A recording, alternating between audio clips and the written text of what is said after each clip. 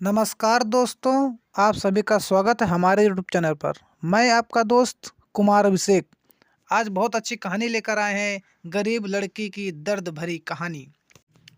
एक गांव में एक साहूकार अपने परिवार के साथ रहा करता था। परिवार में उसकी पत्नी, एक बेटी और एक बेटा था। शानदार बंगला, नौकर चाकर, गाड़ियां और सब शानो शौक का सामान था उसके पास। गरीब लोगों को बहुत ज़्यादा सूद यानी ब्याज पर कर्ज देना उसका धंधा था।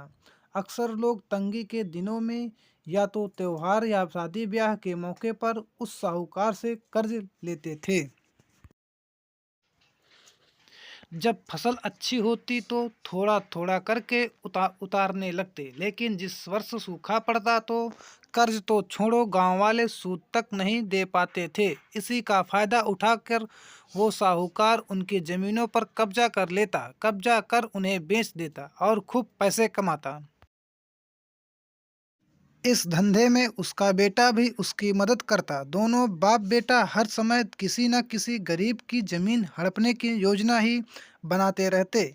एक दिन शहर से एक व्यापारी आया और साहूकार से गांव में जमीन खरीदने की इच्छा बताई। साहूकार की खुशी का ठिकाना ना रहा। घर बैठे बिठाए जमीनों का ग्राहक मिल गया। साहूकार ने उस व्यापारी को बहुत सी चीजें दिखाईं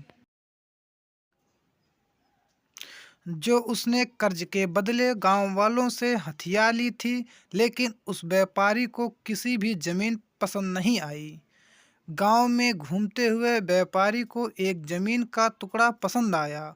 उसने साहूकार से उस जमीन के बारे में पूछा तो साहूकार सोच में डूब गया। असल में वह जमीन तो एक बिना माँ बाप की लड़की की थी जो वहां पर रहती थी। उस लड़की के माँ बाप ने साहूकार से 20,000 रुपये कर्ज लिया था, मगर उसे चुकाने से पहले ही उनकी मृत्यु हो गई। बेसहारा लड़की की हालत देख गांव की पंचायत ने साहूकार से उस जमीन पर कब्जा न करने को कहा। भला पंचायत की बात कैसे टाल सकता था साहूकार, मगर दिल में हमेशा ही उस जमीन पर कब्जा करने की बात सोचता रहता था। आज व्यापारी की इच्छा सुन उसका लालच बाहर आ गया था और उसने जमीन पर कब्जे का मन बना लिया।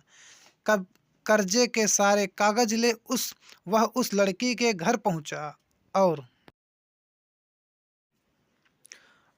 कर्जा वापस करने की बात कही। जब लड़की ने अपनी दुर्दशा बताते हुए और समय मांगा तो साहूकार ने कब्जा करने की धमकी दी। कब्जे की धमकी सुनकर वह लड़की पंचायत के मुखिया के पास गई और उसकी जमीन को बचाने की दुहाई लगाई। सारे गांव में यह बात आग की तरह फैल गई कि साहूकार उस बेसहारा लड़की की जमीन पर कब्जा करने वाला है। यह बात उड़ते उड़ते साहूकार की बेटी के कान में पड़ी। अपने पिता के लालच की बात सुन उसके मन में बहुत दुख हुआ। उसने अपने पिता के इस बारे में बात करने की कोशिश की, लेकिन साहूकार को तो सिर्फ बहुत बड़ा मुनाफा ही दिख रहा था। उसे बेसहारा लड़की की दुर्दशा या अपनी बेटी की निवेदन का कोई असर ना हुआ और उसने उस जमीन पर कब्जे का ऐलान कर दिया। साहूकार की बेटी ने जिद पकड़ ली थी, उस लड़की की जमीन पर कब्जा न होने देने दे। पर अपनी एक न चलती देख उसके दिमाग में एक योजना सूझी। अगले दिन सुबह सुबह वह बेसहारा लड़की और उसके साथ दो लोग साहूकार के घर पहुंचे और कर्ज की 5,000 किस्तें दे और साथ साथ में यह भी कहा कि 3-4 महीने में कर्ज के बाकी रुपया भी उन्हें मिल जाएंगे।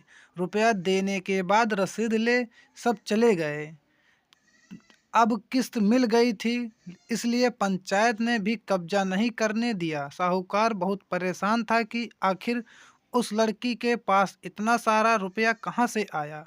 कल तक तो वह दाने दाने को तरसती थी और आज 5,000 रुपया दे गई। कुछ भी ना समझ आने पर उसने गांव वालों से भी पूछताछ की, लेकिन कोई भी रुपयों के बारे में नहीं जानता था। कुछ दिनों बाद वह लड़की फिर दो गांव वालों के साथ आई और कर्ज की बाकी रकम चुकाकर रसीद और कर्ज के सारे कागजात ले लिया। साहूकार परेशान हो गया कि आखिर इस लड़की के पास इतना धन आया कहाँ से। इस तरह कुछ दिन और बीत गए। एक दिन साहूकार को खबर मिली कि उस बेसहारा लड़की ने अपनी जमीन बेच दी है। कुछ कर तो सकता नहीं था, लेकिन उत्सुकतावश जाकर देखा तो चौंक गया। जमीन पर एक बोर्ड लगा था। उस बोर्ड पर जमीन के मालिक का नाम देख साहूकार की मानो सांसें रुक गईं। मालिक के नाम के आगे लिखा था उसकी अपनी बेटी और उस लड़की का नाम। वह दौड़ता हुआ घर गया और बेटी से पूछा कि यह क्या तमाशा है। तब उसकी बेटी ने उसे बताया कि उस गरीब लड़की की मदद के लिए उसने अपने सारे गहने बेच डाले ताकि उसकी ज़मीन आपके कब्जे से बच सके। लेकिन जमीन आपसे छुड़ाते ही उस बेसहारा लड़की ने उदारता दिखाते हुए आधी जमीन मेरे नाम कर दी। बेटी ने उसे समझाया कि आप तो उस लड़की का आखिरी सहारा भी छीन रहे हो थे, मगर उस लड़की का बड़प्पन देखो तो। उसने जमीन छुड़वाते ही मेरे गहनों के बदले अपनी आधी जमीन मुझे दे दी। यह बस सुन साहूकार को शर्मिंदगी महसूस हुई और उसने भविष्य में कभी भी किसी के ज़मीन ना हड़पने का वचन दिया। आप सभी लोगों को यह कहानी कैसी लगी ज़रूर कमेंट करके बताएं और हमारे चैनल को सब्सक्राइब करें। जय श्री राम।